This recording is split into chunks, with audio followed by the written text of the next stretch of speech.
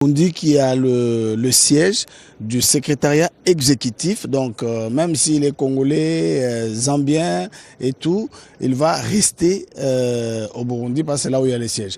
Nous osons croire, sauf appréciation de notre part. Voilà, c'est Évariste Ndayishimiye, le président du Burundi, qui est en train de faire son entrée. Nous osons croire que le président de la République va également retourner pour, vous le savez, dans le cadre de l'agression rwandaise, le Burundi a beaucoup accompagné la République démocratique du Congo parce que les militaires burundais sont sur les sols congolais pour soutenir, appuyer ces processus de paix. Et les choses se précisent et je crois que dans les minutes qui suivent, donc le chef d'État vont faire leur entrée dans ces... Alors je le disais que le président va rentrer pour accueillir son homologue burundais, Évariste Ndayishimiye, qui vient d'arriver ici au Palais du Peuple. Donc on a Denis Sassou Nguesso, Archange Touadéra, Joao Lourenço et puis le président burundais Évariste Ndayishimiye. Au niveau de la Tanzanie, c'est le vice-président qui a fait le déplacement, qui vient d'être fraîchement élu d'ailleurs, qui a fait les déplacements. Je pense que Madame Samia a préféré envoyer son vice-président pour qu'elle se concentre sur les affaires du pays. Les sommets de chefs d'État, nous avons dit que l'organe suprême de ces sommets de la conférence internationale pour la région de Grand Lac, c'est les sommets de chefs d'État. Alors, l'organe du comité interministériel régional, qui est composé des ministres des États membres en charge de la conférence. Il s'agit de l'organe exécutif de la conférence et s'est réuni en session ordinaire 2 fois par an. Il peut se réunir également en session extraordinaire à la demande d'un État membre. C'est le président burundais, Évariste Ndayishimiye, qui vient d'arriver et il sera accueilli tout à l'heure par le président de la République, le président entrant de la conférence internationale pour un mandat de 2 ans, Edi Tchala. Si l'on parle de l'imbrication des questions en République démocratique du Congo et les autres pays, les 9 qui entourent la RDC, c'est aussi le fait que le président Ndayishimiye a accueilli, disons son pays, le Burundi, a accueilli beaucoup de Congolais qui fuient les bruits des bottes dans la partie est de la République démocratique du Congo. Cela impacte sur son économie, bien entendu, mais c'est un chef d'État qui, disons, entretient des très très bonnes relations avec la République démocratique du Congo par son président Félix-Antoine Tshisekedi. Il est venu ici à plusieurs reprises pour essayer de trouver des solutions rapides à la question de guerre dans l'est de la République démocratique du Congo. Il a des troupes chez nous pour accompagner les forces armées de la République démocratique du Congo afin d'asseoir la sécurité dans l'est du pays, mais aussi cette République du Burundi, dans tous ses démembrements, essaye d'avoir des relations très, très saines avec la République démocratique du Congo. Tout récemment, le directeur général de la télévision nationale burundaise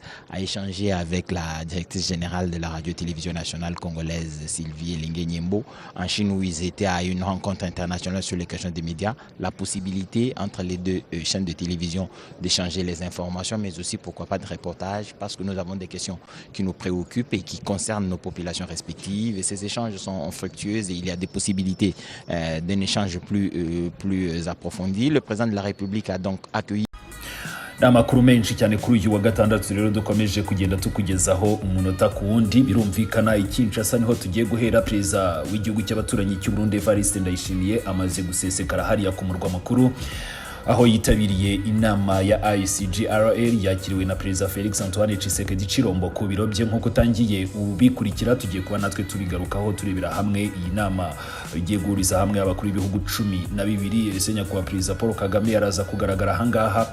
Ni byinshi navuga ko twiteze uyu munsi. N'amakuru dukomeza gukurikirana i Doha muri Qatar, amasezerano amakuru atugeraho muri aka kanya amaze gusinywa. Mu kanya ndagaruka nkugezaho inkuru irambuye ijyana n'isinywa ry'ayo masezerano.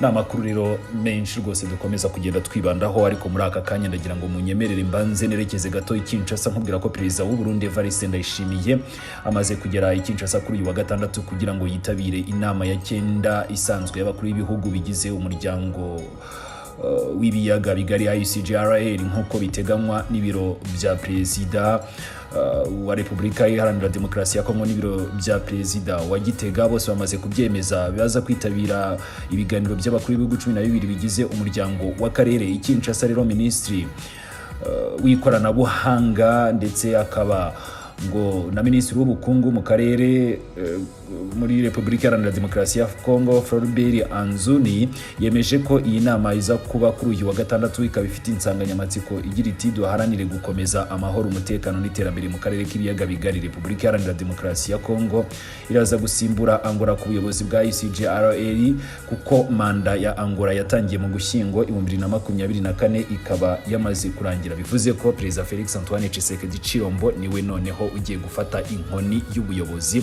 bw'uyu muryango. Bwana Anzuluni yavuze ko iyi nama ari amahirwe kuri Kinshasa yo gukomeza imbaraga muri diplomasi zayo zigamije amahoro mu karere karangwamo ibibazo byinshi, cyane cyane mu burasirazuba bwa Repubulika Iharanira Demokarasi ya Kongo ahari imirwano hagati ya FARDC n'inyeshyamba za FCM23. Nk'uko Kinshasa ikunze kubivuga ngo ni inyeshyamba zifashwa n'igihugu cy'u Rwanda. U Rwanda rwarabihakanye inshuro zose, n'u Rwanda rwagaragaje imbogamizi zanatumye rufata ingamba z'ubwirinzi ku mupaka warwo, zirimo kuba Kinshasa ifatanya n'abajenosideri ba FDLR bagamije kuruhungabanyiriza umutekano. Ibi kandi bikemezwa na raporo zitandukanye. Hanyuma rero nk'uko bikomeje kugaragara, uyu Anzuluni ati ntitwahurijwe hano kugira ngo dushyamirane, ahubwo turimo kugira ngo dushake ibisubizo.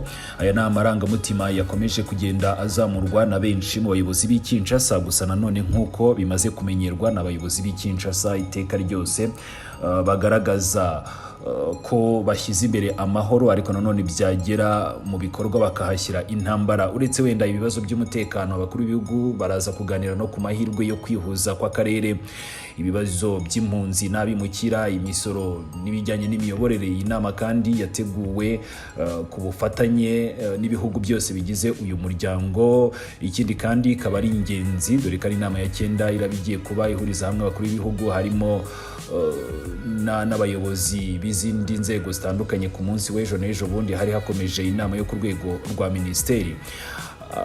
ICGLR ikaba yarashinzwe hashingiwe ku masezerano ya Nairobi mu mwaka wa 2006 agamije guteza imbere umutekano, ituze n'iterambere ni mu karere kagiye karangwamo n'ibibazo byinshi binyuranye.